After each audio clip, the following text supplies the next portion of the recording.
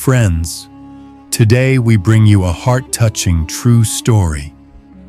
When a 12-year-old boy lost both of his parents in a tragic accident, no one thought about what would become of him. The world he knew collapsed overnight. But just when everything seemed hopeless, an unexpected hand reached out. A hand that would change his life forever. This is the story of Zayan, a boy who lost everything, yet gained something far greater. It's a journey of survival, pain, love, and resilience. Watch till the end, because what happens in this story may stay with you for a very long time. If the story touches your heart, don't forget to like, comment, and subscribe. Let's begin. Zayan was a cheerful 12-year-old boy who lived with his mother and father in a small town. His father was a skilled tailor, known and respected in the local community for his honesty and hard work. His mother stayed at home and filled their little house with warmth, food, and love. They didn't have much in terms of wealth, but they had something even more valuable: a happy family. One stormy evening, Zayan's parents had gone out to attend a wedding in a nearby village. Zayan stayed back, studying for a school exam. He waited for them to return. Midnight passed, then 2 a.m. The phone finally rang. It was the police. A truck had lost control on a slippery road. The car his parents were traveling in had been crushed. No survivors. Zayan doesn't remember the moments after that call. People came. Lights flickered. Someone held him. He couldn't hear them. The world turned silent. He had become an orphan in a matter of seconds. Funerals were held. Tears were shed. Neighbors whispered. Relatives visited, but only for a while. As days passed, everyone slowly vanished. Everyone, except one. His father's younger sister, Shabnam Auntie, came from the city. She walked into the house, hugged the boy, and whispered in his ear, "You're not alone. You're coming with me." When Zayan arrived in the city with his auntie, nothing felt real. The buildings were taller, the streets noisier, but everything inside him felt empty. He held a small school bag with a photo of his parents tucked deep inside. That photo became his whole world, because the rest of his world was gone. Auntie Shabnam lived in a tiny one-room apartment on the 3rd floor of a crumbling building. The walls had cracks. The ceiling leaked during rain. The fan barely worked. But to Zayan, it didn't matter. He didn't even notice. Shabnam had never married. Her life had been filled with sacrifices. She worked as a hospital cleaner during the day and took care of an elderly patient at night. Sleep was a luxury she couldn't afford. Money was always tight. But when she decided to take Zayan in, she didn't think twice. Her relatives scolded her. "You barely survive yourself. How can you raise a child?" But her answer was simple. "He's my brother's son. I don't need money to love him." Zayan didn't cry in her home. He didn't speak. Days passed where he would sit on the corner of the bed, staring at the wall. He ate whatever was given, wore whatever was available, and went to school quietly, without complaints. At night, Shabnam would watch him sleep. She would gently pull the blanket over him, whispering, "I'm here, Zayan. I promise I'll never leave you." But inside, she was breaking too. She sold her gold earrings, one of the few things she owned, to buy him a decent school uniform. She cut down her own meals so Zayan could have enough for lunch at school. She began skipping her own medications for fatigue just to afford his notebooks and books.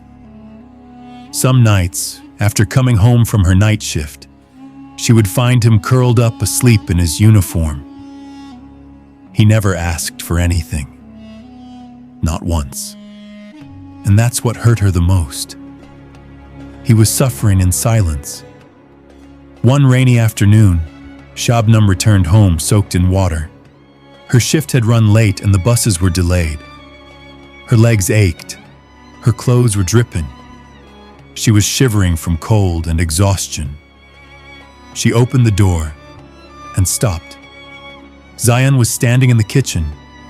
He had boiled a pot of rice. Not very well, but it was something. Beside it, 2 small plates and a spoon, waiting for her. He looked up and said softly, "Auntie, sit. I made dinner." That was the moment she broke. She dropped her wet bag, sat beside him, and cried. Not from pain, but from the overwhelming feeling that maybe, just maybe, this boy was finally healing. They ate together. Not much was said, but in silence, something beautiful was building between them. Not just the bond of blood, but the bond of chosen love, of sacrifice, of quiet strength, of surviving together. It was a Tuesday morning, like any other. But for Zayan, it was different. His stomach was aching, and his head felt heavy. He hadn't eaten since the evening before, not because food wasn't cooked, but because he had quietly left his share on the plate, pretending he was full. He had seen Auntie eat just a few bites and hide the rest for tomorrow. He knew. Even if she never said it, even if she always smiled, Zayan could see it in her eyes. The worry, the pain, the exhaustion. That day at school, he sat in class with his hands trembling. The words on the blackboard blurred. His eyes were open, but he couldn't see. His stomach growled, but he ignored it. And then, suddenly, the world around him turned black. He fainted. Zayan woke up in the school's small clinic, lying on a rusted iron bed. Sitting beside him was his class teacher, Mr. Harris, a man in his mid-40s with a kind but serious face. He looked at Zayan with deep concern.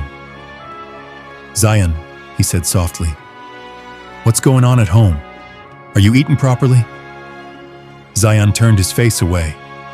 Mr. Harris didn't push. He just waited. After a long pause, Zayan whispered, "Sometimes we skip meals. Auntie works hard. We try not to waste." The teacher was stunned. A child skipping meals not by choice, but by survival? That evening, Mr. Harris did something unexpected. He went to the local market with his own money and bought a large bag of essentials: rice, lentils, flour, oil, eggs, vegetables, and even a packet of biscuits. He carried it to Zayan's home himself. Shabnam was surprised when she saw the teacher standing at her door. She was wearing a faded sari and had just returned from her evening shift. "Sir, what brings you?" Before she could finish, Mr. Harris placed the grocery bag in her kitchen. "This is not charity," he said gently. "This is just what should have been done a long time ago."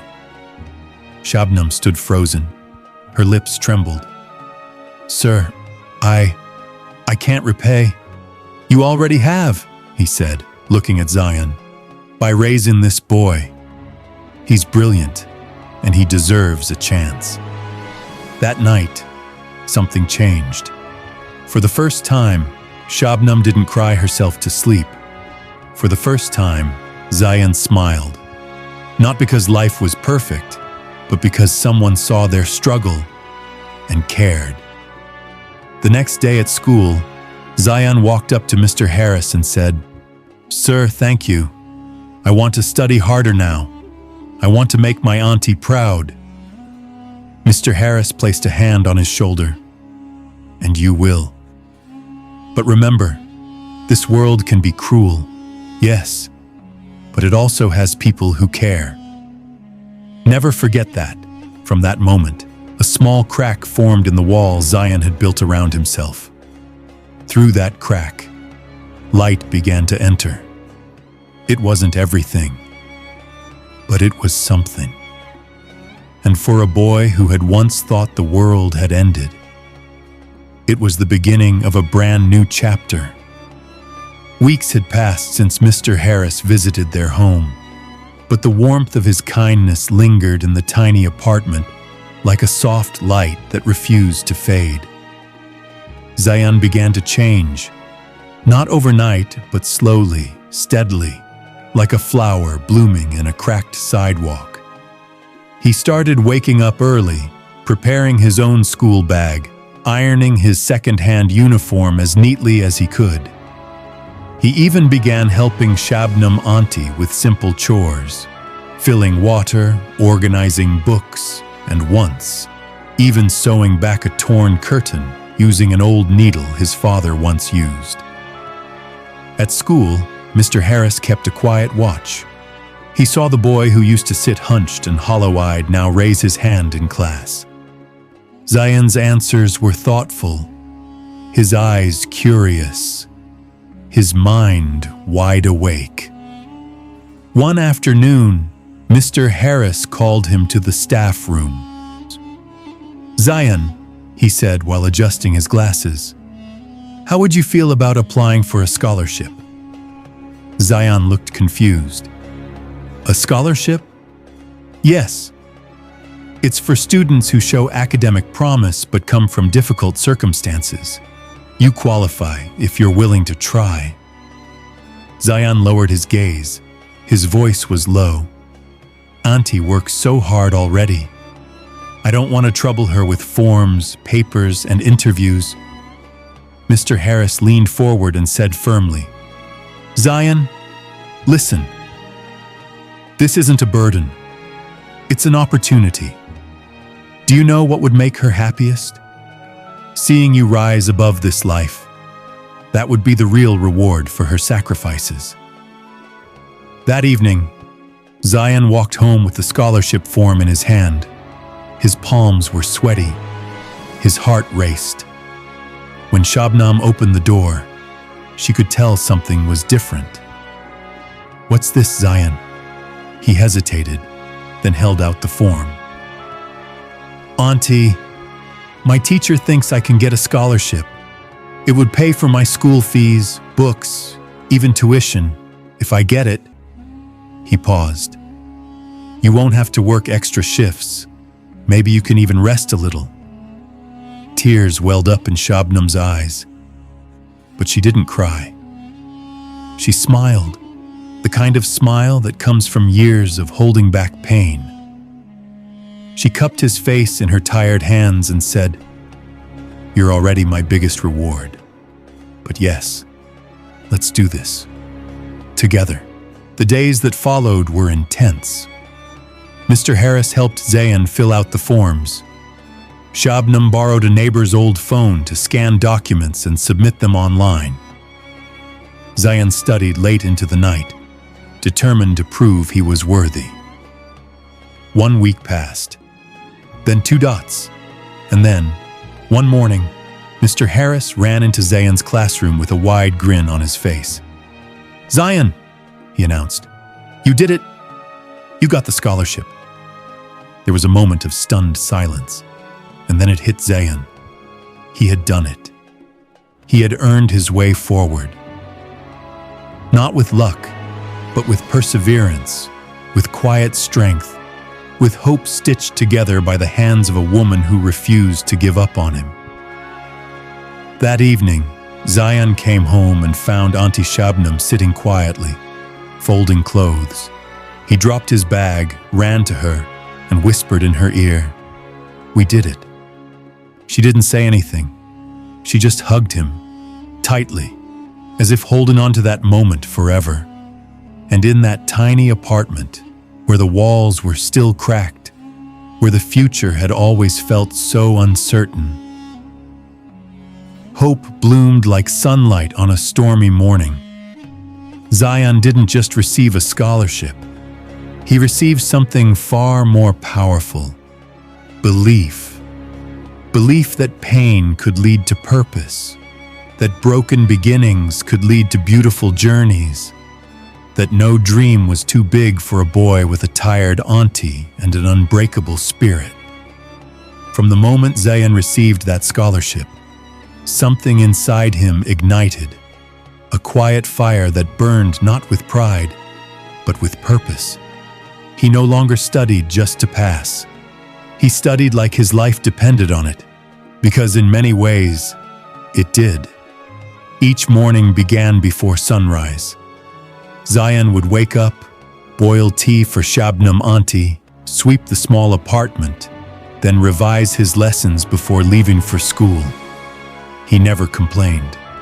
Not when his shoes had holes, not when his backpack straps broke. He simply stitched, mended, and moved forward.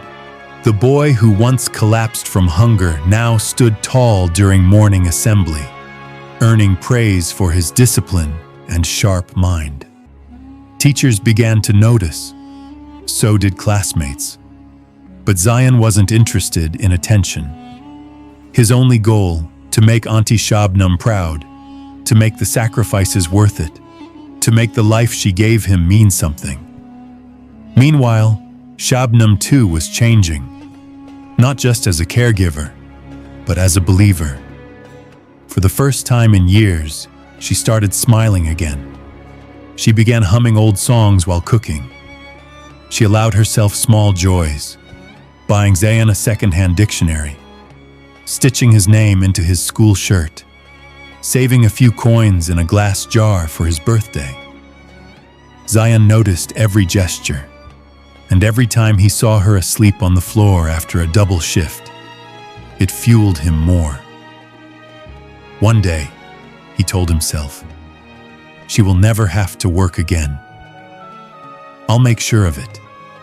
Zion began participating in science fairs, quiz competitions, and even essay contests. At one event, he wrote about his greatest inspiration and titled it simply, "My Auntie, My Hero." The essay brought tears to the judge's eyes and won first prize. He brought the trophy home, and when Shabnam read the essay, she didn't say a word.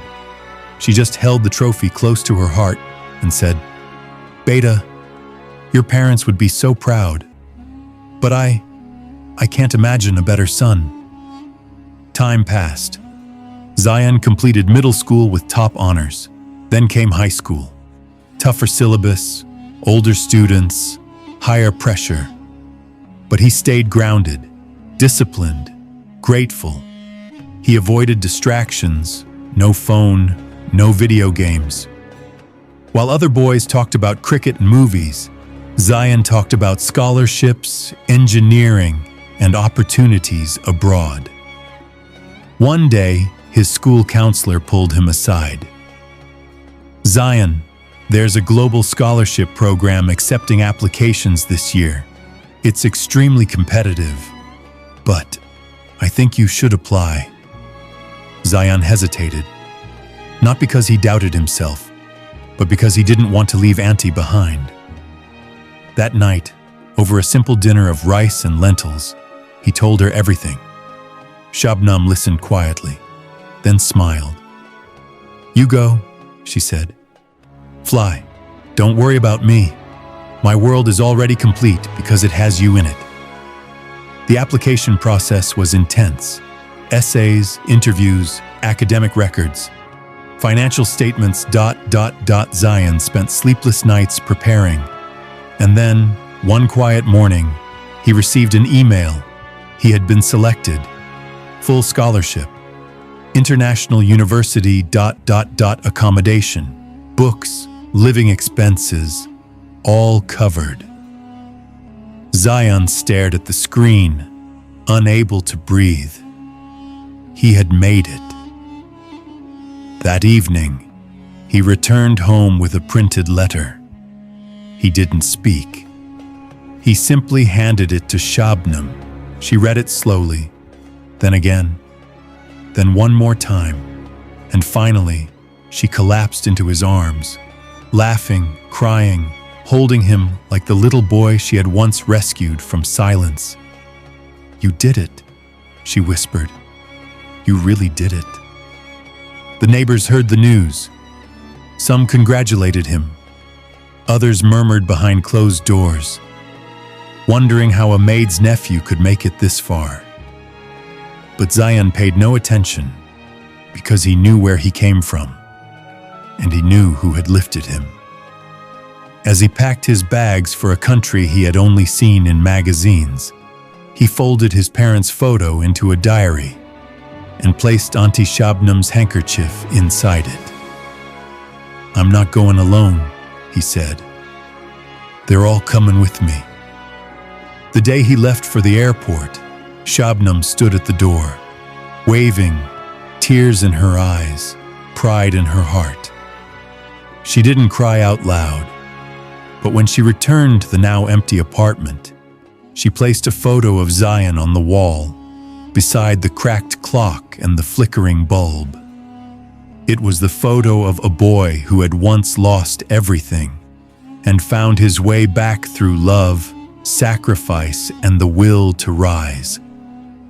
The air in the foreign country was crisp, clean, and unfamiliar.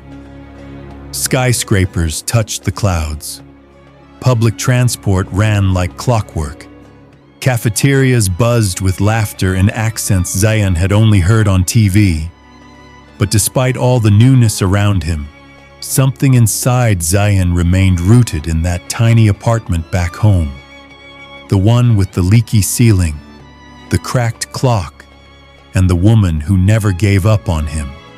His scholarship had covered everything: tuition, books, food, housing, even a small monthly allowance. But Zayan didn't spend it on luxuries.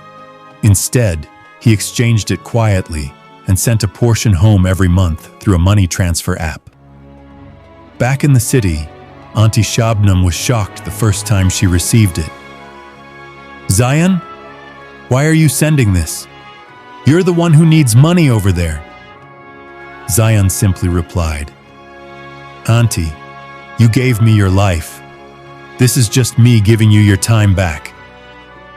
With that money, Shabnam finally bought a new bed, replaced the rusted gas stove, and installed a fan that didn't sound like a helicopter. For the first time in years, she allowed herself to rest, just a little. Zayan, on the other hand, was thriving. He aced his courses, made new friends, and even got selected for a paid internship at a global tech company. He wore secondhand clothes, lived humbly, but kept one goal in his heart. "One day, I'll bring Auntie here, and she won't ever have to work again." 3 years passed. Zayan graduated with distinction and was offered a full-time position at a prestigious firm. The salary? Unimaginable. With his first paycheck, he didn't buy a car. He didn't upgrade his phone. He booked 2 flight tickets, one for himself and one for Shabnam Auntie. When he arrived home unannounced and stood at the door, she opened it and froze. "Zayan?" He smiled. "Come on, Auntie. It's time for your vacation, the one you never had." She laughed and cried at once. "But what about your work? Your job?" He handed her a small envelope. Inside it was a new house deed, registered in her name. "This is for you, for the years you gave me when no one else would." They traveled back together. For the first time, Shabnam sat on an airplane, nervous, clutching his hand, smiling through tears. When she reached his apartment abroad, she was speechless. A soft bed, warm food, her own room, and Zayan, always beside her. But the story didn't end there. One evening, as they were walking in a park, they saw a boy sitting alone on a bench, his clothes dirty, his shoes torn. Zayan approached him. gently asked his name, and heard his story. Abandoned, struggling, surviving. Zion didn't hesitate. "Come with me. You'll have dinner with us tonight." That night, as Shabnam watched Zion serving food to the boy and sharing his own story, her eyes filled with pride. The cycle had come full circle. The boy she once rescued had now become a man who rescued others. Zion eventually returned to his homeland, not out of necessity, but out of choice. He opened a learning center for underprivileged kids. He named it Shabnam Foundation. At the opening ceremony, as reporters asked him what inspired the name, he simply pointed to the woman beside him and said, "She's the reason I exist. This center is her story." Years from now, generations may come and go, but somewhere in a small neighborhood, a name on a school wall will remind people of a story. Of a 12-year-old boy who lost everything. Of an auntie who gave up everything. And of a bond so pure that it changed 2 lives and countless more.